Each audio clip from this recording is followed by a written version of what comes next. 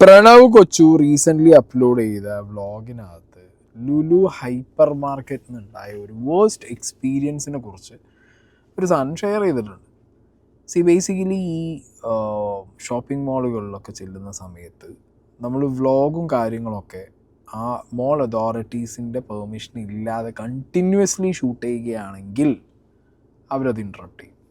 Okay, നിങ്ങൾ എവിടെയെങ്കിലും നിൽക്കുന്നു, ഒരു സെൽഫി എടുക്കുന്നു, ജസ്റ്റ് എവിടെന്നെങ്കിലും ഒരു ലൈക്ക് കപ്പിൾ ഓഫ് സെക്കൻഡ്സ് നിങ്ങളൊരു വീഡിയോ എടുക്കുന്നു, നിങ്ങൾ പോകുന്നു, ദാറ്റ്സ് ഫൈൻ.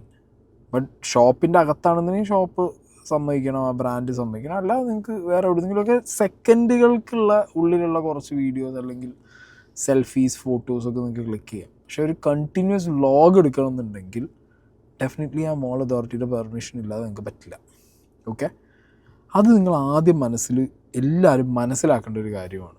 ഇപ്പോൾ വർഷങ്ങളായിട്ട് ഈ സംഗതികൾ ഇങ്ങനെ കുറേ അധികം ഇൻഫ്ലുവൻസേഴ്സ്, കോണ്ടൻറ് ക്രിയേറ്റേഴ്സൊക്കെ ഈ സംഗതി പറയുന്നുണ്ട്. ഓക്കെ, ആൻഡ് ജീവ ആൻഡ് വൈഫ് ഒരു വട്ടം ഫോറമിൽ ചെന്ന സമയത്ത് അവർക്കുണ്ടായ ഒരു വേർസ്റ്റ് എക്സ്പീരിയൻസിനെ കുറിച്ചിട്ടുള്ള ഒരു വീഡിയോ അവർ ഷെയർ ചെയ്തിട്ടുണ്ടായിരുന്നു. അപ്പോൾ ആ ടൈമിൽ ഞാൻ വീഡിയോ ഇട്ടപ്പോൾ അപ്ലോഡ് ചെയ്യുമ്പോൾ പറഞ്ഞിട്ടുണ്ട്, നമ്മുടെ ഒരു എന്താ പറയുക സെല്ലിങ് സാധനമാണ് ഈ വ്ളോഗ് എന്ന് പറയുന്നത്. നമ്മൾ കാശിന് വിൽക്കുന്ന ഒരു ഐറ്റമാണ് വ്ളോഗ്. അല്ലെങ്കിൽ നമ്മൾ സോഷ്യൽ മീഡിയയിൽ അപ്ലോഡ് ചെയ്യുന്ന വീഡിയോ, ഒരു കോണ്ടന്റ് ക്രിയേറ്റർ ആകുമ്പോൾ നമ്മളത് അപ്ലോഡ് ചെയ്യുന്നത് കാശിനാണ്. അപ്പം നമ്മൾ കാശിന് വേണ്ടി വിൽക്കാൻ വേണ്ടി ഒരു സാധനം എടുക്കുന്നത്, അത് നമ്മുടെ ലൈഫ് സ്റ്റൈൽ കാണിച്ചിട്ടാണെങ്കിലും അല്ലെങ്കിൽ വേറെ എന്തെങ്കിലും കാണിച്ചിട്ടാണെങ്കിലും ഒക്കെ അത് അവരുടെ സ്ഥാപനത്തിൽ നിന്നാവുമ്പോൾ ഡെഫിനറ്റ്ലി അവരെന്ത് ചെയ്യും, അത് പ്രിവെൻറ്റ് ചെയ്യാൻ നോക്കും, അത് തടയാൻ നോക്കും. മനസ്സിലായില്ലേ? ഇത് കാഷ്വലി അവിടെ ചെന്ന് ചുമ്മാ ഒരു സാധനം എടുത്തിട്ട് പോന്നിട്ട് അതെവിടെ ഇടാനല്ലാതെ നമ്മൾ മെമ്മറിയിൽ വെക്കാൻ അങ്ങനത്തെ കൈൻഡ് ഓഫ് സാധനങ്ങളൊന്നും ഇല്ല. ബ്ലോഗർ ആണെങ്കിൽ ഡെഫിനറ്റ്ലി അവരത് ബ്ലോക്ക് ചെയ്യും. അപ്പോൾ അതൊക്കെ മൈൻഡിൽ വെച്ചിട്ട് മാത്രം ഇനി മുന്നോട്ട് നിങ്ങൾ എന്ത് ചെയ്യുക, മോളിലോ അവിടെ ഇവിടെയൊക്കെ ചെയ്യാൻ ഈ പെർമിഷൻ ചോദിക്കുക. മോൾ അതോറിറ്റീനോട് പെർമിഷൻ ചോദിക്കുകയാണ്, നിങ്ങൾ ഇന്ന യൂട്യൂബ് ചാനലിലുള്ള ആളാണ്, നിങ്ങൾക്ക് ഇത്ര സബ്സ്ക്രൈബേഴ്സ് ഉണ്ട്, ഞാൻ shall I go and take this എന്ന് വെച്ച് കഴിഞ്ഞാൽ അവർ പെർമിഷൻ തരാവുന്നതേ ഉള്ളൂ. റെസ്ട്രിക്റ്റഡ് ഏരിയാസ് ഉണ്ടെങ്കിൽ അവർ പറഞ്ഞും തരും. ഓക്കെ, ഇതാണ് ഇതിൻ്റെ ഒരു ബേസിക് സാധനം ഈ വിഷയത്തിൽ സംഭവിച്ചത്. പക്ഷേ ഇതിനകത്ത് വേറൊരു സീൻ എനിക്ക് തോന്നിയത് എന്താ വെച്ചെങ്കിൽ, മോളിനകത്തുള്ള ആളുകളുടെ ബിഹേവിയർ അത് ഭയങ്കര പൊട്ടയാണ്. പൊട്ട ഇൻ ദ സെൻസ് വേഴ്സ്റ്റാണ് ചില സ്ഥാപനങ്ങളിൽ വർക്ക് ചെയ്യുന്ന ചില സ്റ്റാഫുകൾ. അപ്പോൾ എന്താണെങ്കിലും പ്രണവ് കൊച്ചുവിൻ്റെ വ്ളോഗിൻ്റെ 2 പോർഷൻസ് ഞാൻ കട്ട് ചെയ്ത് വെച്ചിട്ടുണ്ട്. അത് രണ്ടും ഞാൻ അവിടെ പ്ലേ ചെയ്യാം. ഹേ ഗൈസ്, എല്ലാവർക്കും പുതിയൊരു ബ്ലോഗിലേക്ക് സ്വാഗതം സുഹൃത്തുക്കളെ. അപ്പോൾ ഇന്നത്തെ പരിപാടി എന്ന് പറയുന്നത് അമ്മാമ്മയും കൊണ്ട് ലുലു പോക്കാണ്. കുറെ നാളും കൊണ്ട് വിചാരിക്കുന്ന സംഭവം കേട്ടോ, അമ്മാമ്മയെ കൊണ്ട് ലുലു പോകണം എന്നുള്ളത്. പക്ഷേ സാഹചര്യങ്ങൾ കൊണ്ട് അങ്ങോട്ട് പറ്റുന്നുണ്ടായിരുന്നില്ല അല്ലേ. ഇടയ്ക്ക് 2-3 വട്ടമൊക്കെ പ്ലാൻ ഇട്ടായിരുന്നു. പിന്നെ അമ്മാമ്മയ്ക്ക് തൊഴിലുറപ്പ്, അതിന് പോകണം, ഇതിന് വേണം, ജോലി അങ്ങനെയൊക്കെ ഉള്ളതുകൊണ്ട് പിന്നെ പോകാൻ പറ്റിയില്ല. അതുകൊണ്ട് നമ്മൾ ഇന്ന് അമ്മാമ്മയെ കൊണ്ട് ലുലു മാളിൽ പോവാ കേട്ടോ അല്ലേ. കഴിഞ്ഞ ഞായറാഴ്ച പ്ലാൻ ഇട്ടായിരുന്നു കൊണ്ടുപോകാറുണ്ട്. കുറെ നാളും കൊണ്ട് പ്ലാൻ ഇരുന്നു, പക്ഷെ നടന്നില്ല. അപ്പം ഈവനിങ് സമയം രാത്രി ആവാറായിട്ടുണ്ട്. ഇന്ന് വൈകുന്നേരം വിളിച്ചപ്പോ അമ്മാവ് പറഞ്ഞു എങ്കിൽ പോവാ, ഞാൻ ഇപ്പൊ ഒരുങ്ങാന്ന് അങ്ങ് പറയുകയും ചെയ്ത്. അന്ന് നമ്മള് സിനിമ തിയേറ്ററിൽ പോയപ്പോഴത്തേന് മറന്നു. അയ്യോ മണ്ടയിലിട്ട് നോക്കിട്ട് അയ്യോ. അല്ല, നമ്മുടെ എത്ര വർഷത്തെ പ്ലാനിങ്, 1.5 വർഷത്തെ പ്ലാനിങ് ലുലു മാളില് അല്ലേ. മാർക്കറ്റിൽ കയറാം, അവിടെ എല്ലാം ഉണ്ട്. എന്തെങ്കിലും അമ്മാമയ്ക്ക് എന്തെങ്കിലും മേടിക്കണ്ടെങ്കിൽ മേടിച്ചോ.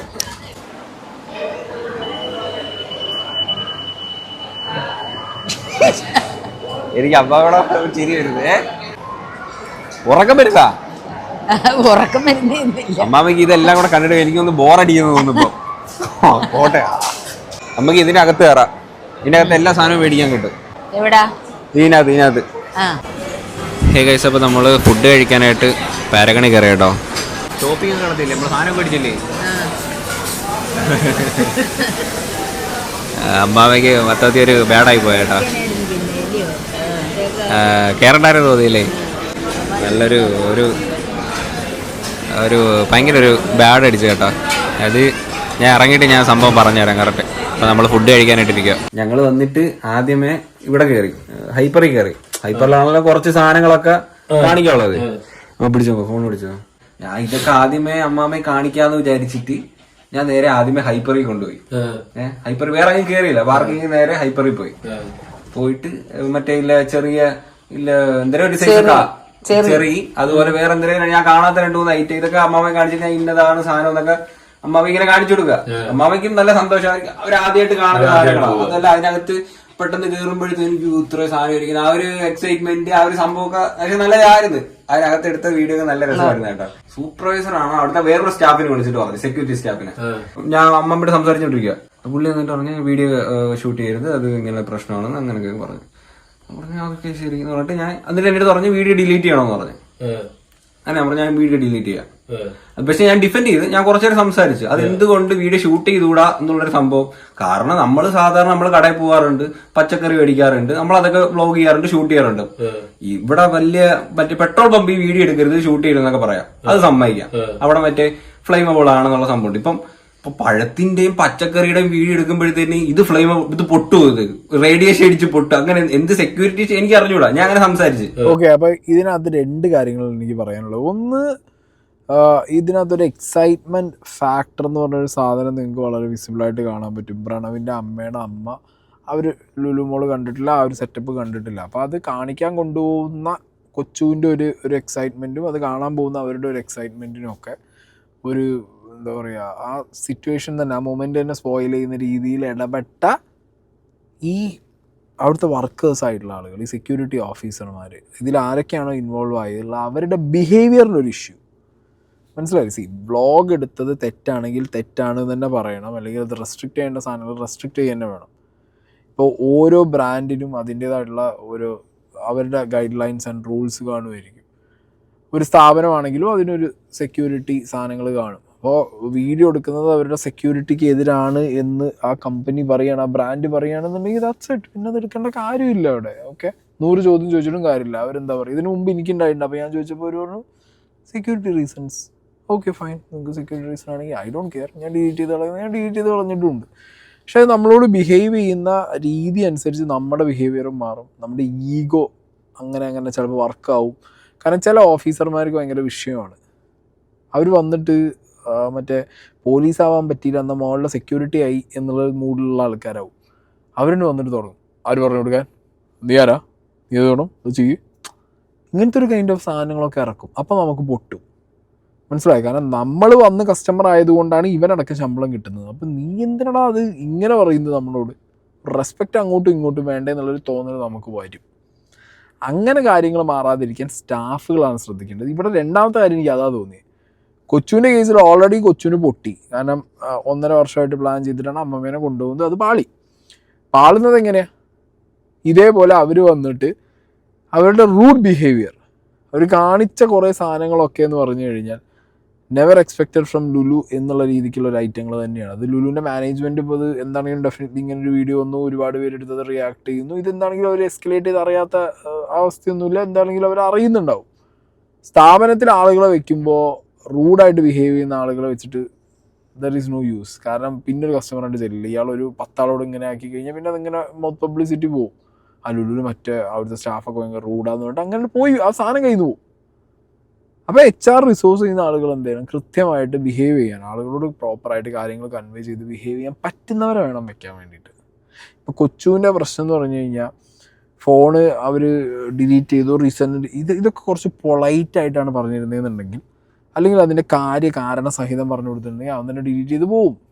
ചെറിയൊരു മെസ്ഡപ്പ് സിറ്റുവേഷൻ ഉണ്ടാക്കേണ്ട ഒരു അവസ്ഥ വരില്ല. ഓക്കെ, പിന്നെ ഇതിൽ ഒരു ഷോപ്പിംഗ് മാളിൽ കയറി കഴിഞ്ഞാൽ പിന്നെ ഫോട്ടോ കൊടുക്കണ്ടേ, വീഡിയോ കൊടുക്കണം, അങ്ങനത്തെ ഒരു തട്ടുപൊളിപ്പും ചോദ്യം നമുക്കോട് ചോദിക്കാൻ പറ്റും. നമ്മളെ ഗേറ്റ് തുറന്നു വരുന്ന ഒരാളോട് നമ്മൾ പറയുന്നതായിരിക്കും റൂൾസ് നമ്മളെ വീട്ടിൽ, അല്ലേ? അതുപോലെ അത്രയേ ഉള്ളൂ, വേറെ ഒന്നുമില്ല അതിൽ കൂടുതൽ. അവരുടെ റൂൾസാണത്, അവർക്ക് സെക്യൂരിറ്റി റീസൺസ് ഉണ്ടെന്നുണ്ടെങ്കിൽ ഉണ്ട്, കഴിഞ്ഞു. ആൻഡ് ഇതേ ലുലു ഹൈപ്പറിലും ലുലുവിലും ഒക്കെ എനിക്ക് തോന്നുന്നത് ജീവൻ്റെ വീഡിയോ ഫോറം മോളിൽ ലുലു ഹൈപ്പർ എന്നാണ് ഉണ്ടായത് തോന്നുന്നു ഇഷ്യൂ. ഇപ്പം അതല്ലെങ്കിലും എൻ്റെ ഓർമ്മയിൽ നിന്ന് എടുത്ത് പറഞ്ഞിട്ട് 1-2 വർഷം മുന്നത്തെ പരിപാടിയാണത്.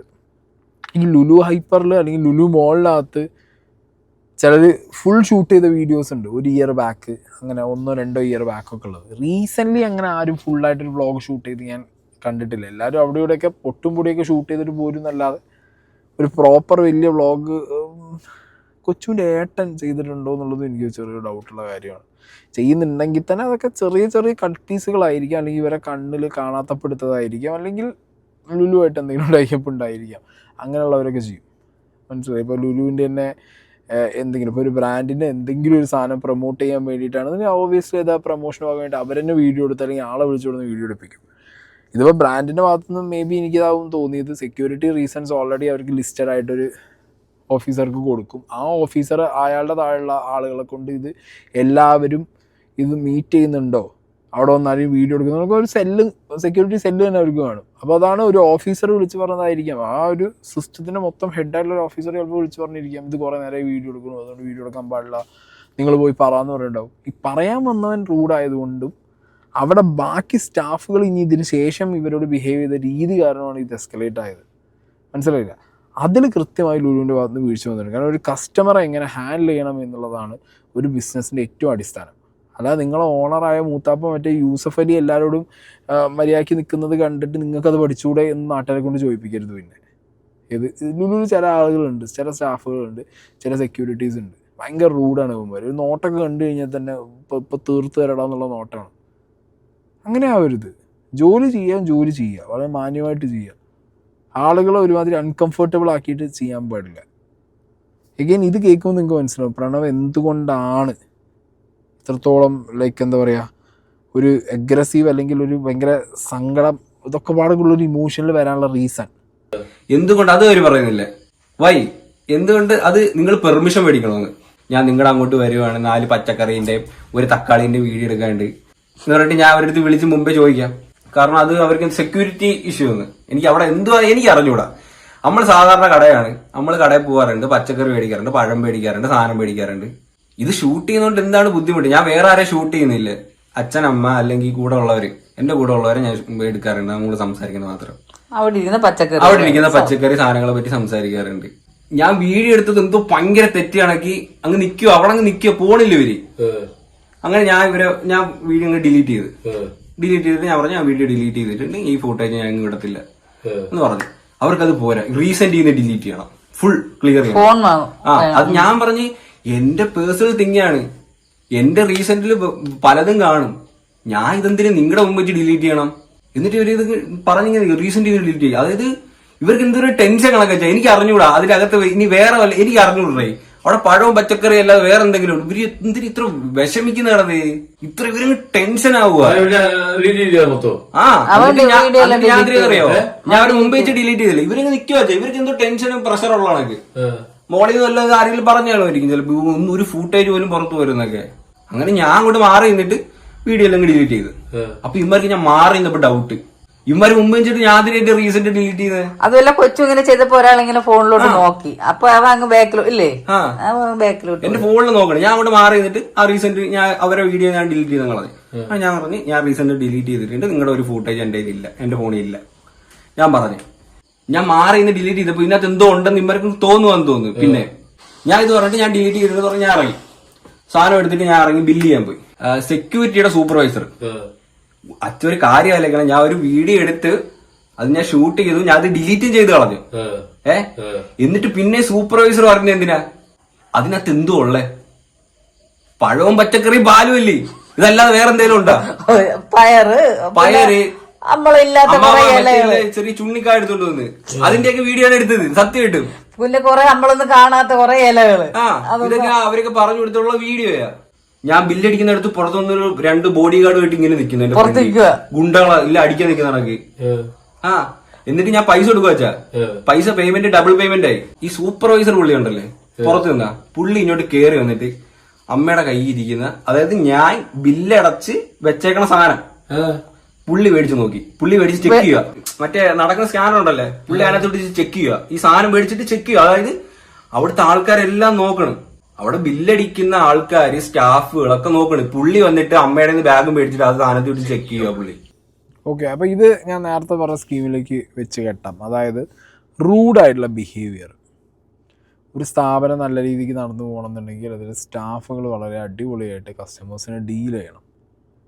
ഈ ഈഗോ അല്ലെങ്കിൽ ഒരു തരം കോംപ്ലക്സ് ഇതൊക്കെ മനസ്സിൽ വെച്ച് കൊണ്ടു നടന്നിട്ട് ഒരു കാര്യവും നടക്കാൻ പോകുന്നില്ല.